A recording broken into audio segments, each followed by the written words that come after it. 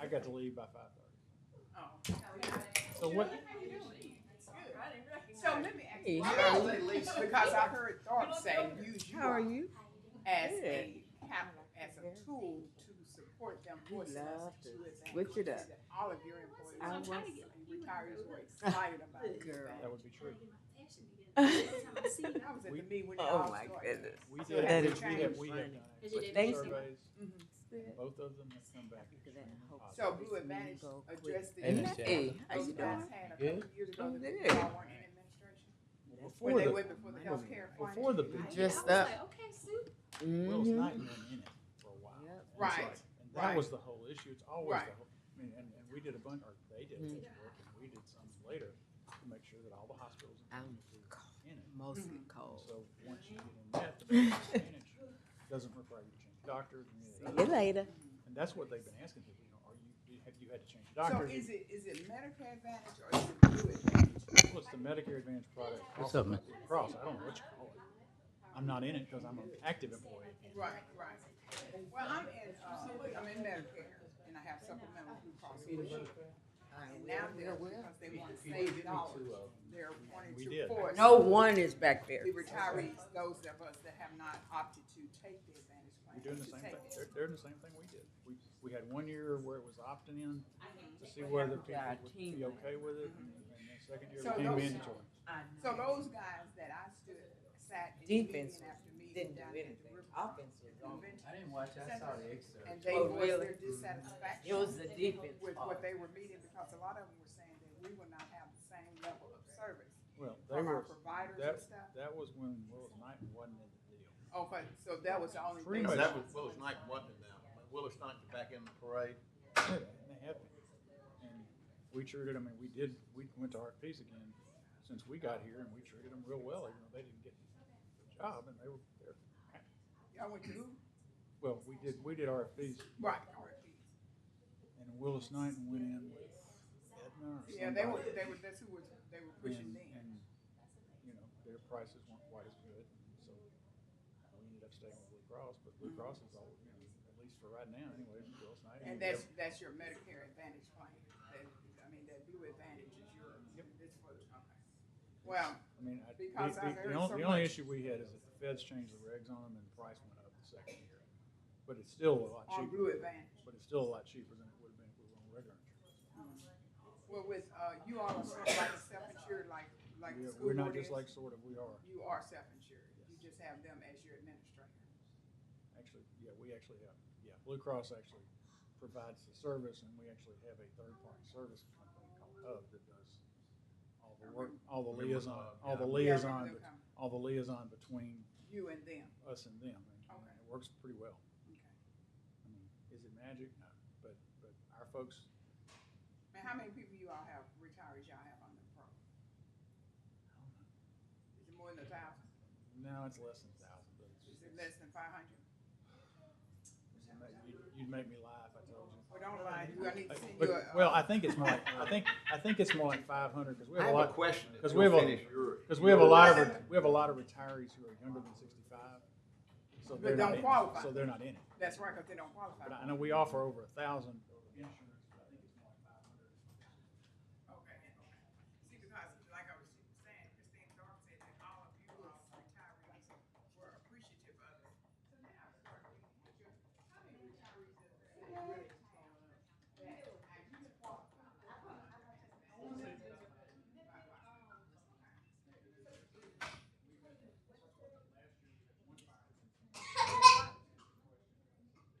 You okay?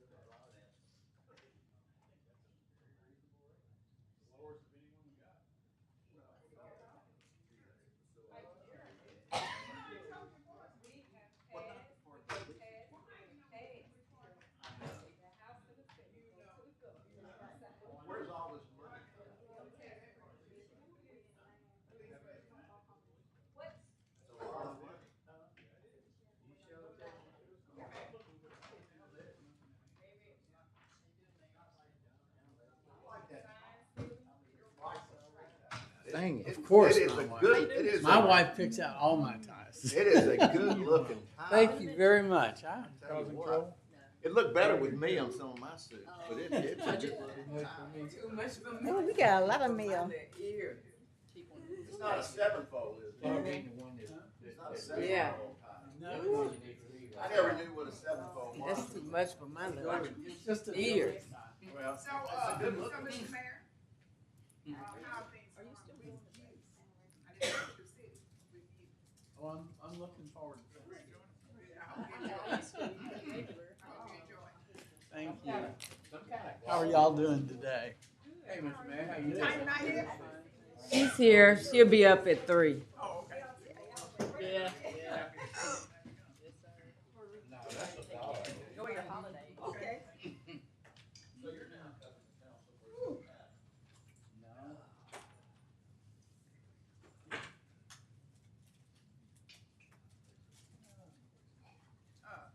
Councilwoman Taylor. Councilwoman Taylor.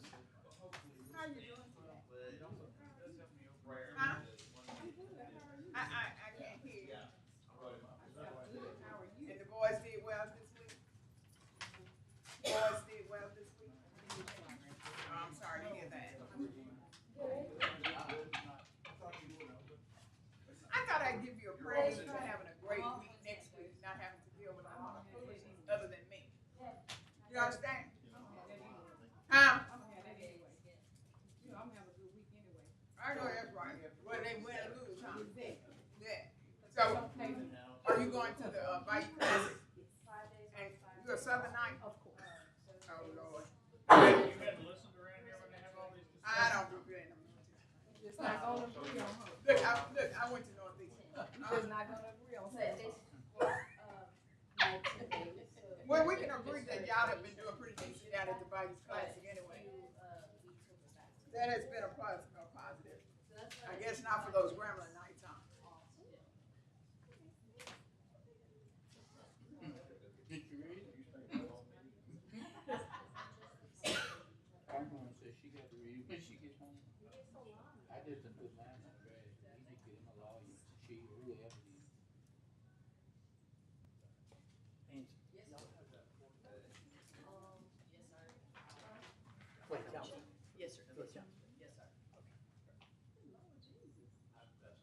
Make sure I don't forget. Yes, sir. Sometimes I do.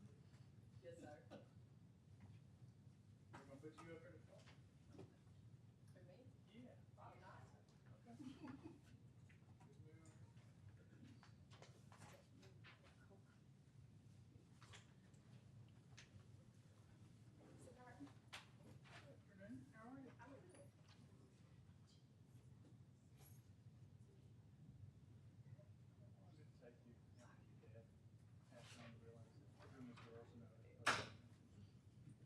Took a while.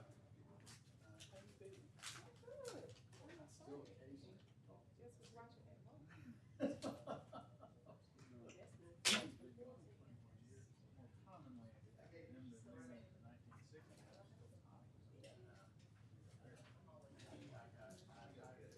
I go there a bit too. It used to bother me. Somebody who knew you long enough. That's right. Usually a very pleasant memory.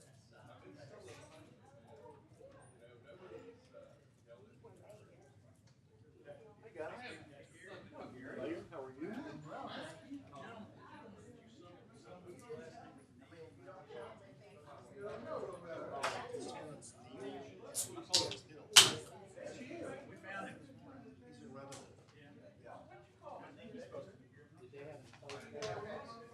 I think it's more of a question for IT. Well, and she's here. Yeah, And okay. Sheila's here. I know they spent some time this morning talking about what they think. What's up, Mr. Ware?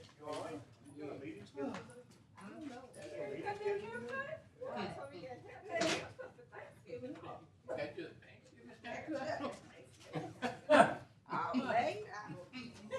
At least you know we're paying attention. They don't look all slicked up. You going to church. I really need to.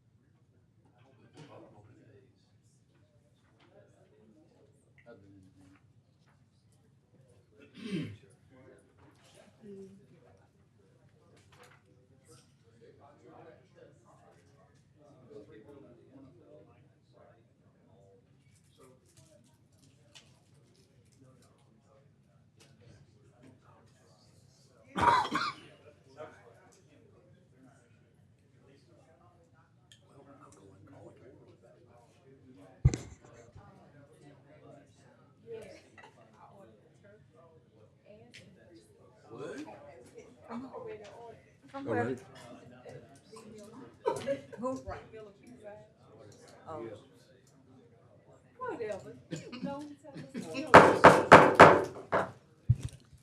Good afternoon. I'd like to call the Public Safety Committee meeting, November 22nd, 2024, to order. Don't really have any opening comments. Thank everybody that requested to come for being here. At this time, we'd like to open up for any public comments. If there's anybody here that would like to speak.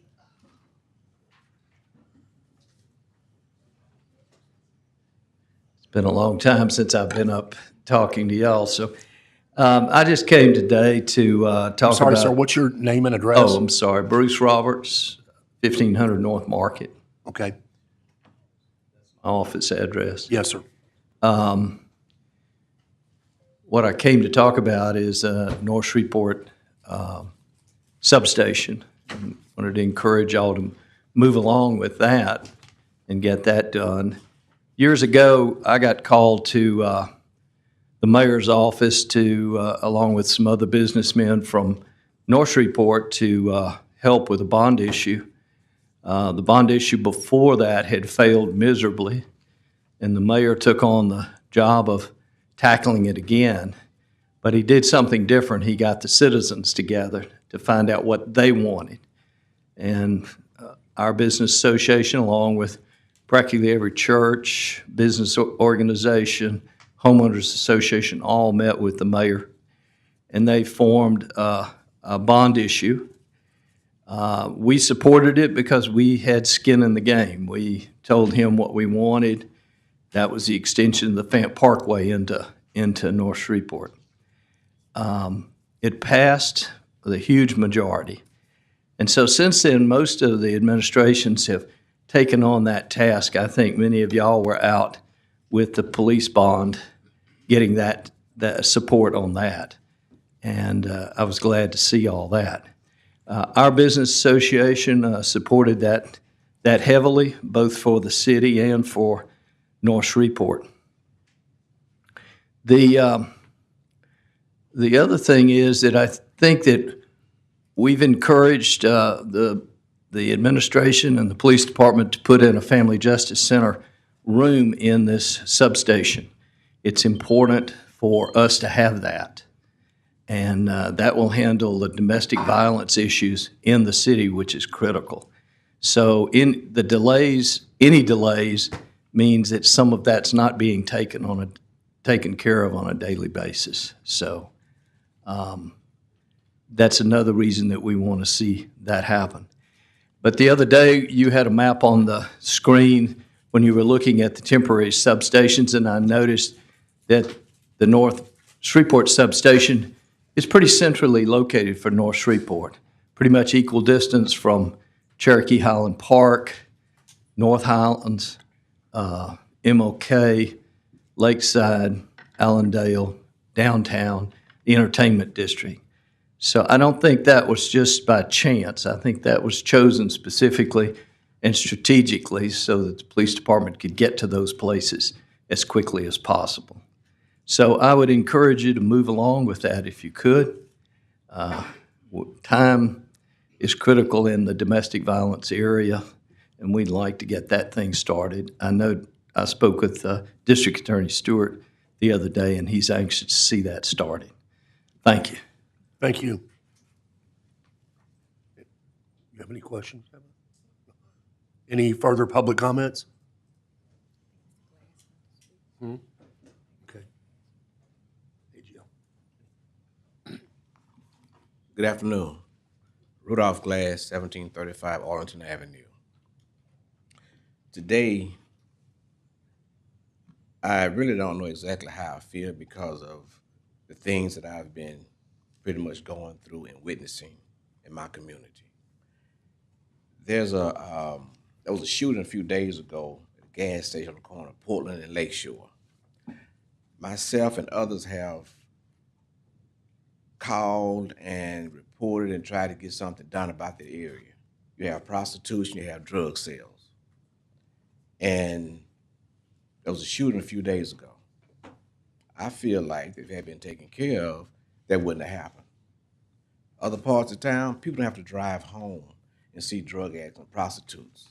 My grandson here, when he come to my house, he has to see that. Shouldn't have to happen. I'm not here to bash anybody, anything like that, but something needs to happen. We lost a Family Dollar on Lakeshore. I talked to the manager. She told me that they call the police, but they never do anything. People come in and steal and do things, and nothing is done. One night, there was a guy following me around the store trying to provoke me. So I called the police. They came down. They talked to him. And I stopped them. I said, is that all you're going to do? So he told me, well, he's barred from the store. You don't have to worry about it anymore. But I sat in the parking lot next to the store, and the guy went right back in the store. So I flagged the police down again and told them what was going on. They went back, talked to the guy. They left. I went back in the store. So I was like, what am I supposed to do? About maybe 3 years ago, my son, my granddaughter was on their way to my house. If they had been about maybe 20 seconds earlier, they would have got caught up in a shooting.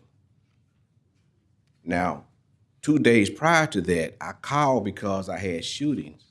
Police came. I even stood in my yard and pointed to the person that was doing the shooting. He told me if they do it again, call him. There was a house up the street from where I live empty. I called property standards and I called the police trying to get something done about a guy that was squatting in the house. Nothing was happening. About 3 weeks later, house was burned down. So now I have another vacant lot in my neighborhood. Well, on my street, to be exact.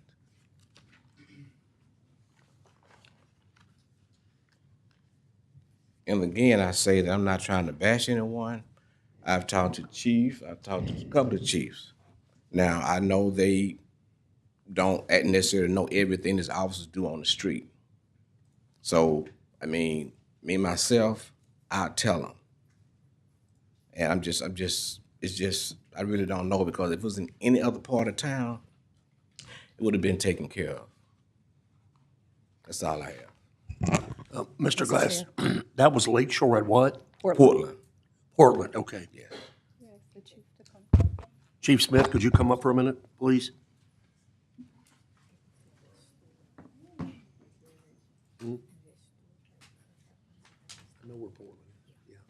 Good afternoon, Chief. Hello. I know you're familiar with the corner that Mr. Glass is speaking of, because we have sent several emails as it relates to that corner. Speaking about the prostitution that occurs at that corner. I know that Mr. Glass has made several calls and several attempts to that. So I'm asking for some level of an operation to happen at that corner for movement to occur there. I believe even with the onset of the store closing, then you have a lot of activity where someone is hanging, a lot of people are hanging right there. I don't know the specifics of the shooting that occurred the other evening, and that hadn't happened in a long time, but the loitering at those stores, I think that we need to inform the property owners there that they need to make some movement and some traction in there. And then there is that house that's on the corner that has so much activity that I think it is migrating on in once you cross over the bridge. And then there are some other things that I want to talk to you about off the record on that corner as well. Okay. Okay. Mr. Glass, we'll be in touch. Okay, Thank you. Thank you. Any more public comments? Okay, at this time, I'd like to call for approval of the November 8th, 2024 minutes. So moved. Second? Aye. Aye? Aye? Aye. Is that an aye, Jim? Yes. Okay, thanks. Agenda items. I'm going to wait on Councilman Butcher to do A, so we're going to start with B. Chief Smith, if you could come up for a minute.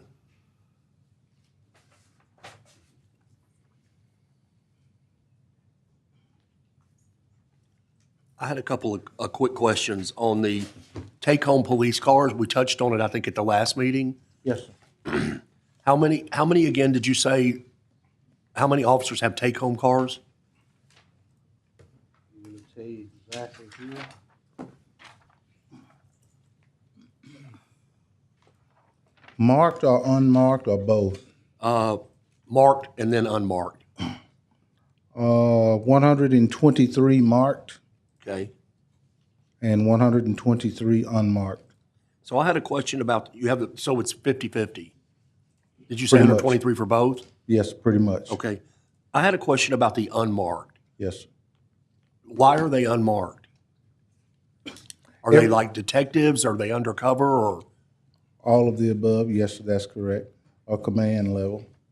Okay, so I think the purpose for the take-home marked cars is to deter crime. They park in the driveway or on the street, correct? Yes, sir. They're not that's supposed to correct. put it in their garage. That's correct. Right. So of the 123 unmarked, you don't think any of those could be marked for the same reasons, or it would be detrimental for some reason for them to be marked? All of the unmarked, the qualify for a take-home vehicle, an unmarked when you have to be on call for some investigative or other reason. But yes, some could be marked to some degree, yes, sir.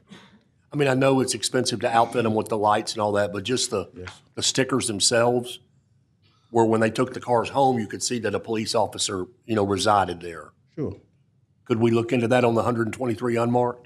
absolutely. Okay. Absolutely. All of them wouldn't be able to do so because like investigators, Yeah, I get for it. instance, they have to do investigative work, which call them to have to act in an undercover capacity. And I don't know what that is. Sound like somebody moving something. but we'll look into it and If try you to would, determine which I'll get could with you be. privately on that. Yes. Maybe some of those 123 could at least get the stickers Okay. so that, they present a larger presence in the neighborhood.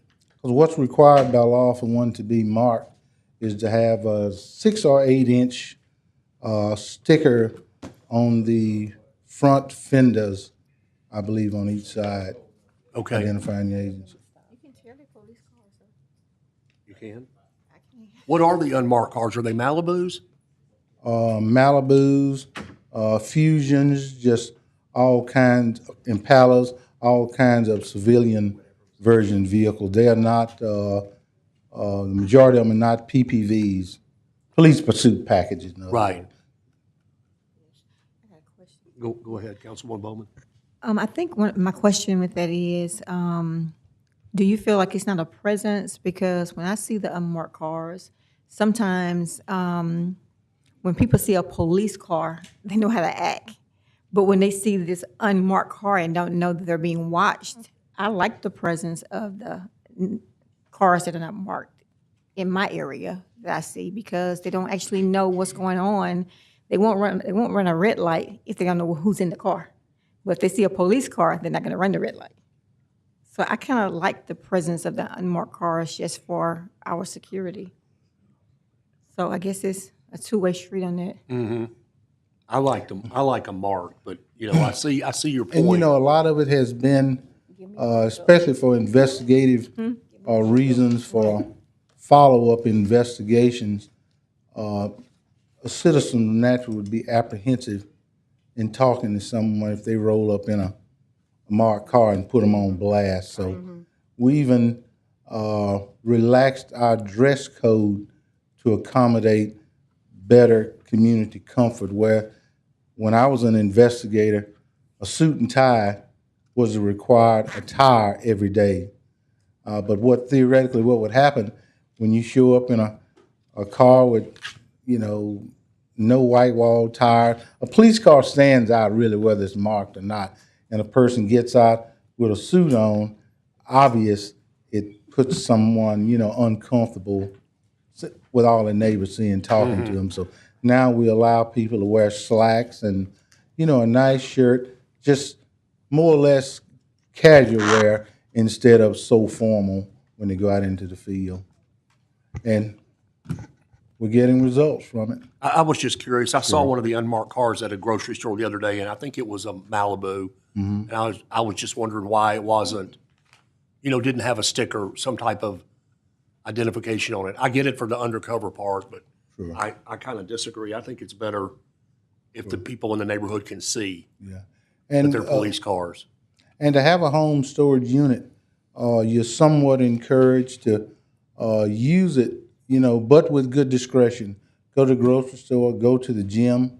But the caveat to it is, whenever you're behind the wheel, you're on duty. Yeah. So you could not be in an unmarked vehicle, pass by someone who has had an accident or need help, and you not stop and render aid. You're on duty every time you get behind the wheel. Okay. Thank you. Yes, sir. We'll move on to Councilman Butcher's here. We'll go with agenda item A now, the ABO office and the permitting process. I think if Ms. Creel could come up from IT, and did Mr. Dark and Mr. Neal come from Revenue? Oh, okay. Do we stay, or am I coming back? Yeah, oh yeah, you're coming back. You thought that was it? Before I unpack. Yeah, you should sit still on the front row. Don't take off the uniform. You'll be back. Good afternoon, ladies. Good afternoon. We've had a couple of incidences in the last 2 or 3 weeks. The gentleman came and spoke last time, the owner of Silver Star Restaurants. And then we had an incident that just got resolved yesterday with a fundraiser for the Gingerbread House. My understanding from both of those people, we've already discussed the process where there's entirely too many steps, from the police window to paying for the permits here and then coming back. And this is what I wanted to particularly talk to you about, Ms. Creel. You come pay for the permit, and you have to come back the next day because your department says that y'all only print them at night. Okay, I completely do not understand that, but the Gingerbread House fundraiser still does not have a permit. The chief had to call, and IT told them that your printer's been down since last week. Who do you speak with IT? Because we don't have. I'm sorry. Who do you speak with IT? Because it wasn't me, and we don't have a printer that's down. So for clarity, like, what was that conversation? Because there's not a printer that's broken currently. For those processes, there's a batch process that's run at 8:30 a.m. and 5 o'clock p.m. So that's when those batch jobs are ran. It's just a process that it's kind of an antiquated process that's been in place for, I know, at least 10 years, because the oldest person the person who's been with the city for at least 10 years is like, this is the process that's been in place for at least a decade. And so it's not really just a print job that's done. There's like a whole like batch job. Every once in a while, there's an issue with like the code for that job to run. So it's not as simple as like clicking a button and printing out a piece of paper. Like, you get what I'm saying? What? No. Well, go ahead. If I may, Councilman. what is the process? I mean, is the batch job, the batch is just accumulation of multiples, and then we're printing them up at the same time. Is that correct? Or is there a different meaning with batch? Not necessarily. So there's a couple of different applications that communicate in order for the batch jobs to run. So Fiery is the printing program. There's another program that we had an issue with, and I honestly, the name, if you notice, I'm not the person that physically runs those batch jobs, so I actually had to have a conversation with them. But there's another program that has to communicate. So every once in a while, just like any computer or any technical program that runs, there are technical issues. But I even looked in our ticketing system. This happens maybe like once or twice a month, not really like a ongoing process. Now, you said that someone is still waiting on their permit. I'm not really sure why, because again, I'm not included in the finance portion of that project, nor is anybody from my team. Well, my understanding, I'm sorry, ma'am, I don't know. I'm Sheila Fowler. Terrence that you had asked to attend, Yes, he's out of the office today. okay. My understanding is the permit has been paid for over a week, it just hasn't been printed. And that's why you're on the agenda. Is there any way to change this batch process, or you said it's antiquated? There's definitely a way to change the process, but it's not an instantaneous change. So we would have to basically initiate a project and pull in the essential parties. I will say that we're already working with finance on the ARLS application that will update a lot of those processes. It'll empower finance to be able to click and print immediately, so they aren't having to utilize the old batch processes. Yeah. But again, just like any other project, it takes time to kind of get all the pieces. So in with the order. new process, when you went and paid whatever the fee is, they could print it right then? That's the goal. That's the goal, okay. Good, that's what, I don't know if you have any questions, Councilman Butcher? No, I just, we started getting calls, Councilman Brooks and I did, late Tuesday night about the gingerbread house thing.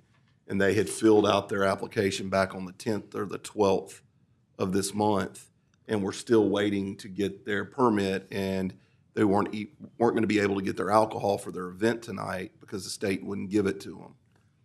And, I would think a week would be, or 10 days would be sufficient to be able to, to get what you need, especially when it's a nonprofit. So they were freaking out, and thank Chief Smith, when I called him early Wednesday morning, he was able to really get on it and get it taken care of for us, fairly quickly. But So was that an issue with the approval of their permit or the I think it was a printing of combination of everything, and then what Chief Smith told Councilman Brooks is that the printer was broke, and that's why we wanted to speak to y'all, because if that's the issue, we need to get it fixed, because I don't understand. I can tell you that there'd be mortgage companies mad at me if I told them I don't only print appraisals at 8 o'clock at night or 5 o'clock in the afternoon. I mean, they want it then, and it's just very inconvenient for people to have to. They're already having to make one step to the police department, then come over here to pick it up. But we can't give it to you today, so come back down. That goes back to the whole thing we've been talking about with Mr. Sabo about business friendly and things like that. So whatever we've got to do to get that process shortened, I really would like to see us do it. Mr. Chairman, Mr. Sabo has been working on this specific issue, and I'd love for him to come up and give you a little bit of a progress report. on Okay, where he's thank you, Mr. Mayor. Mr. Sabo? While he's on his way up, got a quick question while you're coming up. Ladies, what is, you can answer from there. The paying for the permit, is that the last stop before printing? Yes. But the thing has been done. So in this modern day, why cannot I, as an end user, print up my own certificate or permit from my office? If payment is the last stop and everything else has been done, Email it. everybody else prints out learning certificates, appraisal, whatever it is. Why can't we do that for our end users? Well, that is what we talked about this afternoon. That is what we talked about this afternoon after Mr. Dark had contacted me about the issue. So we are looking at, until we can work through this, the way the system is set up now, about just printing in the revenue division itself. So we're talking about getting those printers set up so that we can get this process moving. But so in actuality, if revenue is the end of the process, and I'm already on the revenue page, and I click and I make the payment, is there not a place that we could put print from the revenue page and be done with it? I can do that from my office. I pay, I print, I collect. Is that what we're working on? Yes. Perfect. Thank you. Mr. Sabo? So I've been able to meet with our software people on the Civic Plus. I met with the police department, gone over a lot of things, made a preliminary report to the mayor, just more my observations, suggestions. Councilman Talifaro, that's exactly one of the suggestions, is we should be able, end users should be able to print it. They should be able to pay online. I met with Carlos, who's been incredibly helpful about putting our forms, as opposed to fillable PDFs that you have to download and then send, to web submittals that you just hit submit. It can reduce a lot of the time. It reduces a lot of the double input. Right now, we're just digging into the details of how to make that happen and make sure that I'm right. You don't want to change something and find out it wasn't. But I think we can have a pretty quick solution to these things. Great. Well, Mr. Sabo, I appreciate, and he has been communicating with me, Mayor, about the process and everything. And I figure you'd have even more of an update today when we started talking about this. But to me, like, when you print your real estate license out now and they send you, you pay it, they send you a link and you print it out yourself. There's no process with them sending it like they used to have to do. So yeah, we're looking at reducing the number of times somebody has to come down here. We're looking at also how to lower the amount into the police department and make that a much more manageable process.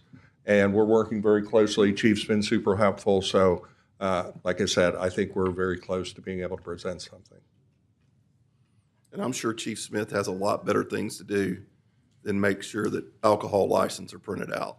So I want to take the burden off of him where he can take care of what his primary job is. So, but thank you. I appreciate it. Thanks. Thank you. Oh, Councilman Talifaro. since we're talking about printable reports, Chief, are we still, if I want an accident report, do I still have to come down to the police department to get that? Or can I get that online in the same process as we're talking about getting permits? Can I go online, if I have an accident report, I plug it in within a period of time, I understand 24, 48. I think you can. Can we do that? An accident report, An you accident can. report? Okay. Yes, but not an offense. Because that, we're report talking about at this different time. trips coming in, Yeah. coming out, so forth. Accident, you can, yes, Perfect, thanks. for a fee. Well, sure. All right. Got to pay for paper. Absolutely, absolutely. Okay, agenda item C, and I think my questions are probably for you, Mr. Dark. Police pay raises and incentives. My understanding in the upcoming budget is we're eliminating the incentives. I think we found a way to hold them, assuming everything goes reasonably well with revenue next year. Both departments have talked to them. We've told them, don't make them go away yet. We're not there. If things go Okay. real bad during the year, they might at some point, but right now, I think we're still okay. At the level they were last year? Very much. Same? Okay, well, that's good. Mr. Chairman? Yes, sir. Mr. Dark, when we're talking incentives, we're talking about incentives to hire people, correct? Not, We're talking retention, recruitment and retention. okay, We essentially we increased the number of incentives that they already have, created a couple of new ones in some places, so that existing officers were not completely left out of that process. okay. 'Cause it's not just about trying to get people here, it's trying to give them some incentives and to do things that we want them to do, like be firearms proficient, and physical fitness proficient, and things like that. So those are the kinds of things we either created or increased if they already existed. And just for the record, the potential of a raise without some other type of funding source, there's no other place to get money, correct? essentially, every 1% raise you give costs about $1,050,000. I don't have that kind of money laying around in existing revenue sources. Okay, thank you. What, 1% is $1 million? If you were to give 1% to fire and police together, I think the calculation was about $1,050,000. Okay. It's not that much on pay, but you're adding 30-something% for retirement. For retirement, yeah. So if you put all of that in there, that's about what it is. But as of right now, the incentive package looks like it's going to remain the same. We're going to do everything we can to leave that one alone. Okay, And thank you. Partly, they get a lot of those at the end of the year, so if everything went real bad south in the first part of the year, we might have to evaluate whether the ones for 25 would get done, but the hope right now is we can hold on to those. Would that be something that came back before the council, or would your office just decide that? It's actually in the pace chart, so you'd have to take it out. We'd have to remove it? Yeah. Okay. We'd have to vote on it? Yes, sir. Got it, okay. Thank you. We're going to do everything we can to keep it from happening. All right. Any more questions? Councilman Talavera? I just had a quick question that I didn't get a chance to ask the chief regarding home storage units, take-home cars. Chief, would you kind of clarify at what point during an officer's tenure do they qualify for the privilege of having a take-home car? Immediately upon certification, you qualify for one. So 1 year of service, you qualify for one. So after they get finished with the field training officer program, they've been certified and Yes, sir. they're cut loose? That is correct, and they go on the list by seniority when one becomes available by shift that they work on. Obviously, we try to keep all 3 shifts as evenly distributed as possible, so it's seniority on that shift. And so how many are we, if we had qualified officers, if we had officers that were qualified to have a home storage unit, how many units are we currently short to provide that? 40. So as I understand it, that we have a fleet Yes, sir. waiting to be outfitted. That's correct, 47. And so would that fleet that we're currently waiting to be outfitted, once they are outfitted, would that fill the void with the officers that are? No, sir. No. All but 2 would just be replacing what we've lost over the last 3 or 4 years. And that's even the more reason why Mr. Dark had talked about a vehicle replacement plan, because what most of you probably don't realize, in comparison to your personal vehicle, you have an accident, you total it off, whatever the case may be, but either case, within a month or 2, you got a new vehicle or your vehicle is fixed and going. With us only purchasing vehicles every 3 or 4 years, we're averaging loss of about 3 or better vehicles per month that comes out that total allotment that you need. So around 36 or better vehicles per year comes out of the fleet that does not get replaced until we get some more. So in the past, some who have home storage vehicles, those have had to been removed to put back in the pool, so you could have cars every day for someone to, go out and patrol. So to answer your question, no, that 47 will not do so everybody will get one. It's just replacing what we've lost, and even those 47 would not get us back up to the full allotment that we need, plus a 10 or 50% more than that for a pool. And so ideally, what would be the number of cruisers that we would need to actually provide the take-home units for the officers that qualify, and be good? What's a good number for everything to be good across the board? We have plenty of units spare, just in case things go down. et I cetera. think probably in the Mark fleet, would you say 300? 250 to 300 would get you close to there. But maintaining that is the issue. How do you maintain, be pretty close to that? And a regular yearly replacement plan probably of, 22 to 30 would probably hold you pretty close to where you need to be. And that's to a tune of 1.5 to $2 million a year. And I'm not sure if we discussed this at the last meeting. I just don't remember. Because I know there are other agencies, and usually smaller agencies. We did talk about the leasing aspect of it, didn't we not? We did touch upon that, because we're such a quote-unquote large or medium agency, that really doesn't work for us as far as leasing vehicles and up to, 3 to 5 year lease, and then shelving, sending those on to smaller agencies and then picking up new ones. That doesn't fit for us, correct? Is that what I heard last? Or? We looked at it in really details year and a half, 2 years ago, and when it came down to dollars and cents, it cost us $45 a month more to lease it than it did to own it with the lease price.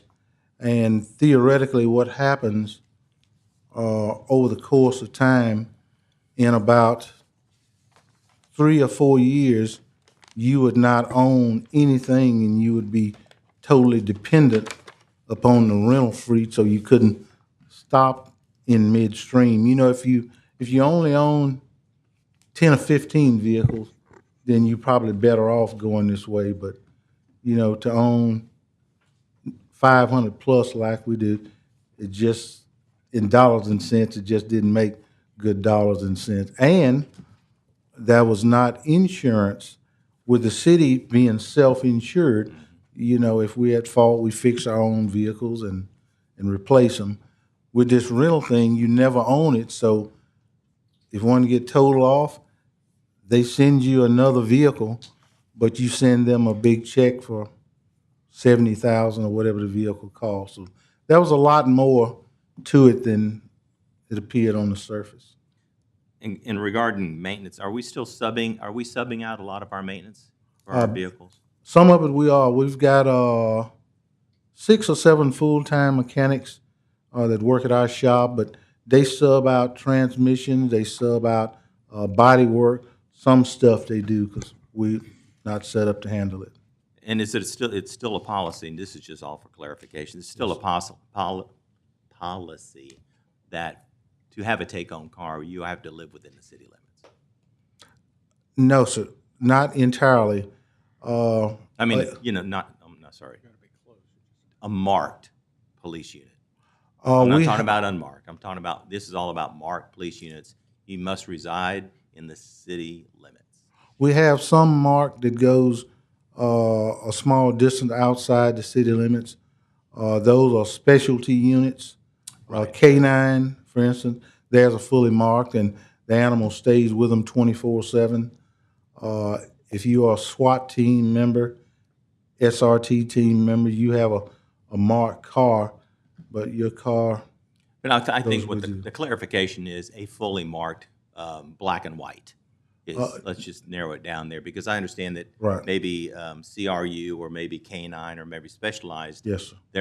They are marked, but they're not a black and white. They're That's not correct. a patrol car. That's right. So would you say the patrol cars are mandated That to is- stay inside the city limit? That is correct. Okay. We've looked at Sorry for that. several ways to try to, incentivize that outside, taking a vehicle outside the city limits, and have not come up with anything that everybody could agree on, from 3 miles outside the city to 5 miles out the city. One creative way came up some years ago. The furthest mile from the police station, furthest distance to the city limit, was 13 miles. So you use that as a circumference and draw a circle around that. But when you did that, it put some people in Wascom, Texas. It put some in Minden. It put some in a lot further. So we never have come up with anything that everyone could agree on outside the city. So yes, they limit to the inside the city now. We have, in fact, some who had a marked unit that lived outside the city limits. If there was room at a fire station near your home that was in the city limits, and they was willing to allow you to park it at that fire station, that be And they your use their shame. POV to get to the fire station to get in their cruiser and come. That is correct. We've done that over the years. Now, regarding marked, do we have any vehicles that use shadow marking? Yes, we do. Most of the And traffic they units. qualify under state law. That's the right. vehicle has to be marked. That is If correct. it's doing law enforcement type, whatever duties there are. The majority of the traffic units are ghosting like that, Yeah, yes. ghosting. Mhm. All right. Thank you, sir. Thank you. Thank you, Chief. Mr. Chair, Yes. on the vehicle replacement plan, do you think $500,000 a year would help? Anything that help. One vehicle purchased and outfitted is around the $70,000 mark. So $1.5 million gets you 22 point something other vehicles.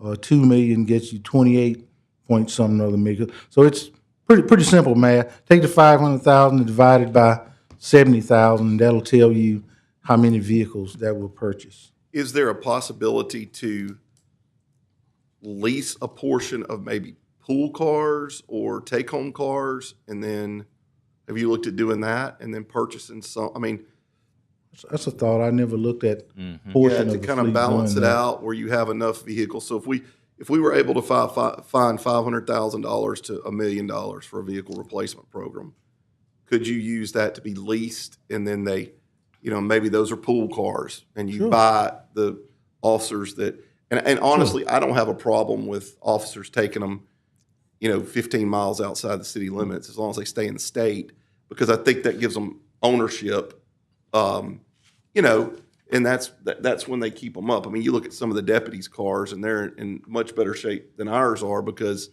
it's their vehicle, and they have a Sure. pride sense in Sure. it. So, but I just was curious if there was a way to find funding, if 500,000 or so, and then maybe you could look, maybe you and Chief White could run some numbers on maybe doing a vehicle replacement program with just doing a lease and how Okay. much money that would require, and then maybe Okay.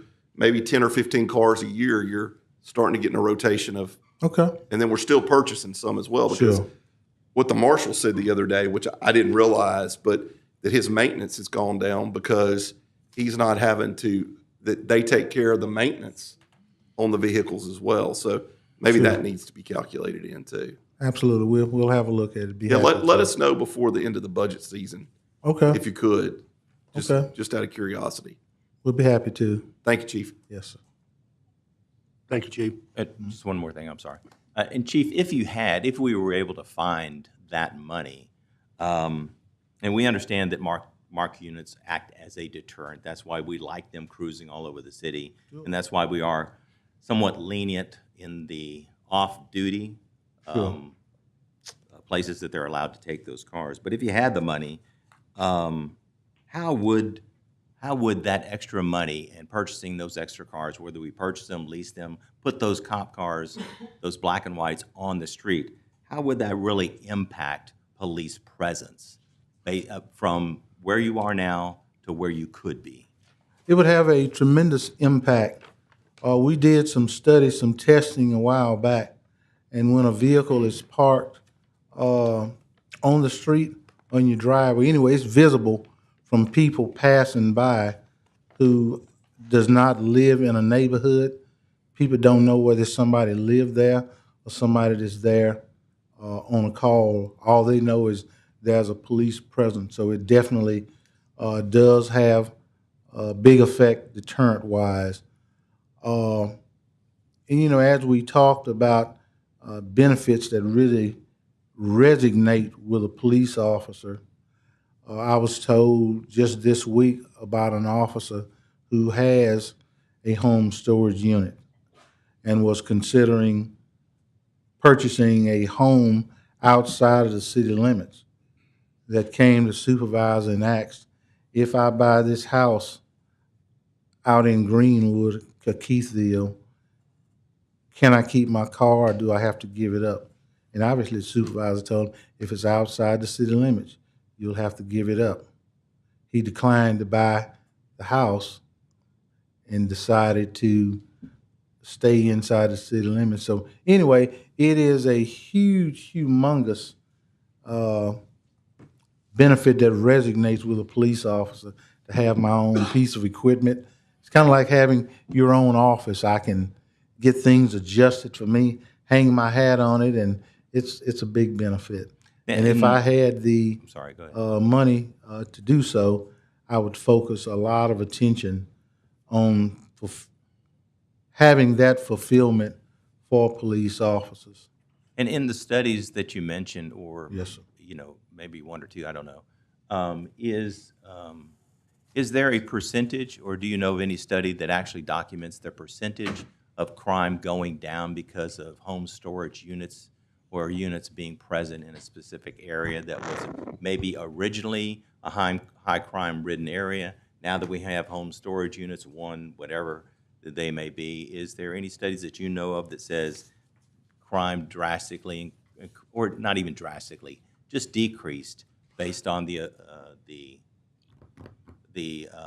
not availability, but the optics of having home storage units in the vicinity? Back when we headed in that direction, we did, and I did find that particular study, and I can't bring to focus right now what the particulars were, but it had an even greater effect on that. The community's perception of crime in their neighborhood significantly diminished, and true enough, it did, because at present, I can tell you for certain, my personal experience, I lived on West Laurel Street there in Queensboro many, many years ago, and working in the traffic bureau, and I had a motorcycle and a marked car, and they stayed in my driveway. There was little rest because people knew exactly when I was home in the neighborhood and would come to my house all through the day, all through the night, with police questions, concerns, call my phone all the time. There was a lot of incidents that would have required the on-duty person to respond. I took care of just because they knew when I was home and wasn't at home. So it definitely has an effect. And beside that, the life expectancy for a hot car, where one person gets out, another person gets in, 3 years almost at max. And now some of our vehicles we're getting 8 years out of. It's just unbelievable, the difference that one person per vehicle is making. And it is, and I'll finish that, Chair. It is a morale issue as well. Oh, absolutely, Yeah. absolutely. It's a benefit. And I understand that, of course, we remember some things we don't think about, that if I drive a city-owned vehicle, such as a black and white, that I'm saving on insurance, I'm saving on gas, where I would be putting that in my regular vehicle.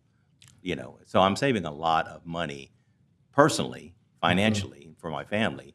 But I know that's a morale issue as well. I have my own personal unit.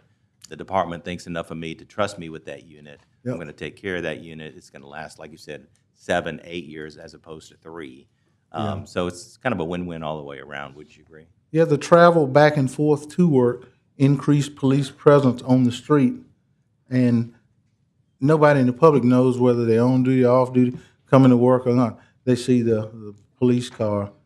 The care of the vehicle increases unbelievably because a person is going to take care of the vehicle that they like. Thank you. I'm finished now. Thank you, Chief. I think we're going to move on to agenda item D now. And Chief, you can say most of these questions are probably also for you, Mr. Dark. Okay. Police headquarters and substations, where are we on leases? Well, you have 5 of them that you're going to get to introduce this afternoon, assuming you add 2 of them to the agenda. We have 3 that are actually on the agenda and 2 that you're going to be asked to add today. And that's all the ones we have sites right now. We're still looking for something to replace CVS, but you've got a lease with South Point for admin and support. You've got a lease with BRF for investigations. You've got a lease with Willis Knighton for the North Market site, and a lease with the school board for the Sunset Acres site. We also have the lease for where proposing to move community development. So you have 5 total there, but all of those major agenda this time, they can be passed December the 8th and signed before Christmas. And hopefully Shelley and I are meeting, I think, next week to try to come up with a plan for how to stage all that now. I understand traffic got to move, or at least some of traffic got to move, this week? I hope so. I'm not sure, but I mean, I saw some they're about pictures ready. of somebody moving in, so hopefully that's what it was. Mhm. But we are getting there. The building itself, I think we're supposed to meet with the architect the first week in December and see what he's come up with since we met with him last time. Great. And these lease payments, I think I saw some of them. Where is that money going to come from? We are going to put that money in the police budget in the amendment that we proposed before you vote finally. We're going to Okay. get some of that money from SPAR because there'll be a little less maintenance, but it's not a complete substitution. It'll be some money we're having to try to find. Okay. Councilman Butcher? Nothing? So we'll be able to vote on these on the December 10th Yes, sir. meeting? That was the reason we tried. I mean, we didn't get the final Willis Knighton one until about 10:30 this morning, but we wanted to get it on because otherwise you can't vote on it until January, and we didn't want that to be the case. Just one quick question, and Chief and I had talked about this the other day. That property down there off Burt Coons, that Beard property, did you look at it? I did. I went out there day before yesterday, rode through the entire property, and I did not see anything that was not already occupied. I rode through all of it. We were talking the other day just about the beard industry stuff that we talked about the other day. If there was an office there, and Pretty sure that's leased. I wouldn't swear to that, but I think Shelley told me that. it's after the leased. fact. Okay. If it's the first office when you turn into Benton Kelly on the right, it was, parking lot was full. Yeah. And this was before 8 o'clock in the morning. I didn't know if we had anything out there that was available, but it's a good shot. I tried. yeah. Chiefs looked this week. They've got 2 or 3 places we've got to look at. Part of it is they were trying to figure out whether they could put 2 groups in Sunset Acres. And I don't know if the parking's going to work for that, but we're going to look at it. But there's a couple of other places that they've looked at. One of them's that church thing that you mentioned. I think they want to sell the property when we're not. They really, do, and yeah. we're not really interested in buying it. If they're interested in leasing, we talk to them. But I don't know that for just a few months we want to. Yeah. We're not likely to buy it, but hopefully we'll have some additional sites we can get leases going on. Hopefully by the time y'all meet again in the middle of December, and certainly by the end of the year. So I haven't looked at the leases yet. What is the term lengthwise on them? The ones for patrol, essentially the term is a year or 15 months or something like that, with some options beyond that if something gets slow. The others are 3 years with some options beyond that if construction on the big building takes longer than we think. So the North Market lease, That's 15 months, I believe, right? okay. So if we would move forward with the donated property, we would only be obligated to that lease for 15 months. And it may be, that one's just a year, I'm sorry. But yes, the intention is at whatever point we have buildings to move into. Right. Then we'll be able to get out of those leases fairly quickly. So anytime basically after a year? Yeah. Okay. Thank you. And given who it is, I think if we came in and said, it's ready, we'll pay you 1 month's rent to walk away, they probably wouldn't care. I mean, that would be sort of the standard stuff. That's all I've got. Councilman Talaferro? Chief, regarding the locations of the proposed locations of the substations, are you confident about those locations that we have already selected or that we believe are going to occupy the substations, are you confident that they're in fact going to be utilized to the fullest of their, to the extent of their, whatever I'm trying to say? In other words, are they going to be used to the best of our ability? In other words, are they going to service the areas that which you need them to service in the Absolutely. best way? Absolutely. One of the most complex part about starting from scratch is developing a location that obviously services the largest portion of a particular district. Now, obviously, there's got to be a footprint somewhere, and you would relatively think the service would be greater in the immediate area, but having the greater access along a major thoroughfare, more in the public's sight, it's a lot goes into finding the ideal location. More than just finding a spot, but you got to consider, as I said, servicing the biggest part or the many people as you can and ease of access. So you look for places along major thoroughfares that provide the ease of access, either with someone driving, someone riding, someone by bus, whatever someone finds is their mode of transportation, they can get to you with service. By a police substation, a police station being a safety zone where everybody knows that's the place to come and exchange children, if that's the case. That's the place to have somebody to come and meet you to buy something off of eBay, Amazon. All our facilities are supposed to be parking lots well lit at night and to be monitored and recorded by camera 24/7 to provide that safety zone. So it makes even more important to find a location that's the easiest of access. And I so hope that answered your question. the locations that we are currently getting ready to break ground on or move to, you're very confident that those are the best locations that we've been able to locate for. They were the best that serve our I purpose? was able to find over the course of time that I looked. That we could do with the best economic value. Thank you. And I did, in fact, ask the city, and they did to provide me with every piece of property that the city owned, because I first looked at what we already owned and could utilize before I went out elsewhere.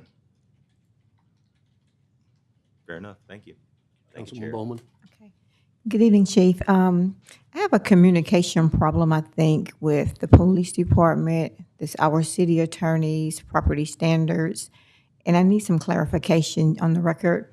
Yes, ma'am. In a lot of my neighborhoods in my district, I have people parking trailers, food trucks, mobile homes, RVs, almost anything you could even think of. They're parking on the side of the road. They're parking on our sidewalks. So we have sidewalks in the community that you have to actually go in the street to avoid people from that block the traffic there.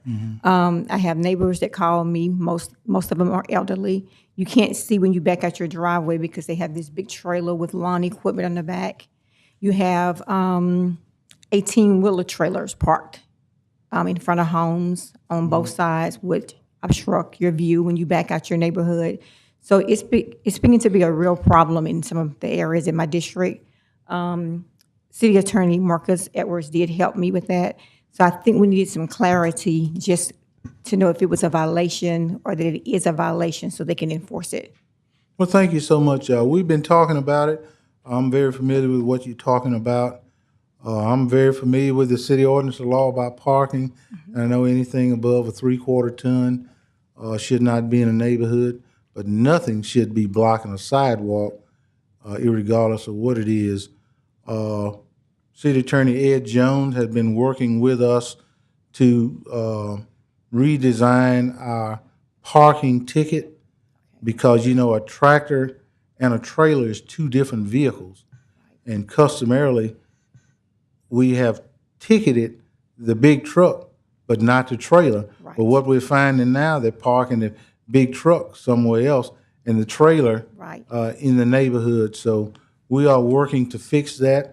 And in addition to that, since parking is a big issue, not only in your district, but it is in everybody else's also, we are tasking, and Chief White is leading that charge, we are tasking our reserve and auxiliary corps to assist us going through the neighborhoods, writing parking tickets and putting 7-day stickers on cars. And I'm gonna have to figure out how to give them the authority to tow once that 7-day sticker is expired. But yes, ma'am, I'm very familiar. Okay, it's so bad, like on Merwin Street, we have actually put a property standards ticket on a vehicle. In that same vehicle, they go from Juella Avenue, park on the sidewalk, and the ticket is still there. Like, so it's like no regards to getting a citation. It's like, oh yeah, I got the citation, I'm gonna still do this. So I think we need to enforce that just to show them. The Cat Daddy's lot on Juella, the young man that owns that Cat Daddy would be really upset. I mean, he parks on all of our right-of-way sidewalks and block all of the traffic. He's really a nuisance to the neighborhood. Yes, ma'am. He's the one that owns all of the vehicles on Merwin Street. Some of our officers have tried to enforce it. He has this bullying tactic, but I'm not afraid of him. Yes, ma'am. But we need to get that cleared up because we've cited him. He got cars that's on flat. I mean, and it's like no one enforces it there on Merwin Street. And I have senior citizens that have lived there forever. I have neighbors that are coming in from out of town, visiting their in-law, their relatives, and have to see all of this stuff in the neighborhood. So, Gotcha, I understand. okay. We'll get right on it. Okay, so Marcus, do we need to do an ordinance change to enforce this, or do you feel like the ordinance is in place? The ordinance is in place, 90-305 that the chief was talking about. As Chief said, there's been some really great conversation between Ed Jones and the chief and Chief White, and I had a long conversation this morning with Sergeant Savannah, with Ed Jones as well. And I think the clarity is there. I think that they understand the issue. I think that they understand the issue that you're raising here. And I don't think that we need an ordinance change, but just a greater focus on this issue. Yeah, right now is about as much as we can do if it's not completely blocking public thoroughfare passages ticketed. And you know, sometimes people are very, very hard-headed, and I probably need to take it a little bit further than that and tow the vehicle to help them understand, you know, that we mean business. So we may need to talk about that if I can take it further. Well, you know, back in the older days, you what had respect for your elders or your Yes, ma'am. neighbors. But Yes, ma'am. on Merwin, once you back out of your driveway, it's a hill. You're out there. Sure. So when you got someone blocking the traffic, it's just not fair to live there, not paid for your house, been living there 50 years, and you know, as soon as you pull out your driveway, you can't see anything, and it's elderly people, and it's terrible. If it's a traffic hazard, I can tow it. Well, It's a safety if you go hazard. down Merwin and turn, we've been on that for a while. Okay. Actually, it's been a fight for 2 years now being on the Gotcha. council, and they were saying that we couldn't do it. It wasn't against the law, but Gotcha. I was gonna put pictures up, but I'm gonna see if we can get something Okay. done before, and then the next meeting, I'll bring the pictures if I need to. Okay. Okay, Yes, thank you, ma'am. Chief. Appreciate you. Yes, ma'am. I have one more question, Chief, pertaining to the substations. I think this is what Councilman Talaferro was trying to kind of get across. Assuming that, and I believe the North Shreveport Business Association has been working with the city attorney's office, there were some deed stipulations that we were concerned about. Assuming that all that's resolved to the satisfaction of the council, are you happy with the spot that has been donated on North Market for a substation? Absolutely, I am. Spent a lot of time there just personal time, just me and the maker looking at that and thinking about that particular spot. It added more to this community than just a police substation. In policing, we spend so much of our time and our concerns with suspects and not enough with victims of crime. In partnering with the Family Justice Center, being able to bring some relief for victims of crime to Shreveport meant a lot to me. Many victims of crime has multiple ways to transportation, but many of it is through bus travel, many of it is through walking, just a host of ways. But this was, big for me to be able to bring that kind of service to Shreveport into our facility there to really, really help people who has been victimized. And if you ever been victimized, you can truly understand what people feel. But anyway, I could find no better neutral location than right there for this police substation. Adequate space to accommodate parking. The facility that Mr. Delancey designed for us was well designed. It had space for an advocate, space for children. We even, in our future thinking, talked about providing a small playground kind of setting there. So when a victim, a mom or whatever, came to talk with an advocate, there was a place for the children. I could not find a better location than that for what we need. Very, very meaningful way to reach out to our community. I couldn't think of nowhere better out of all the looking in places that I looked. Okay, thank you, Chief. Yes, sir. Any other questions? Councilman Butcher? Taylor? Nobody? Okay, I would like to end with one thing, Chief. Councilman Butcher touched on it earlier. Thank you very much for your help yesterday with the Gingerbread House fundraiser. Yes. Mr. Kraft called and told me what you did. Yes. You called the state police for him, and you expedited the process for his liquor delivery. So their event is tonight. It became a Good. kind of a scary, Yes. they didn't think they were going to be able to get their liquor delivery. You know, So I- I definitely appreciate your Thank you. intervening. I learned something from that, what we can do, the city of Shreveport, the police department, to do our job better and more efficiently. And when the light went off and we got it done, I immediately put in the call to Mr. Sabo and says, because I wanted to tell him I was happy that, hey, I found a solution to some of our problem. Why are we praying any dadgum thing? Do like the state police. Once all the requirements are done, all are in, the money's in, or whatever that case, press send, and you, the vendor, print out your own certificate to put on the wall. Yeah. Why do we have to wait for 24 hours, for 48 hours, for us to print a piece of paper to give it to you? Print your own piece of paper. Yep. Because the state was waiting to hear from us to say, yes, requirements Right. have been done, and within 2 or 3 minutes, he called me and he said, well, the state just sent my thing over the email. And he said, well, I got to wait for the city for Yeah. 24 hours. But anyway, I was excited about learning how to make things more efficient. Well, they were very appreciative, and, Good. and I am too, so thank you. Good. I tell you, I got a great staff that I work with, the ones there in ABO or otherwise. Matter of fact, Corporal Blue was out on the road doing inspection when I called her and said, this is pressing. We got to get it done right now. And she said, well, I'll turn around and come back to the office. We'll get right on it. Having a great staff that's open-minded, that's business-friendly, willing to work with people is so important. Yes, thank you. Yes, thank you. And I think that's it for me.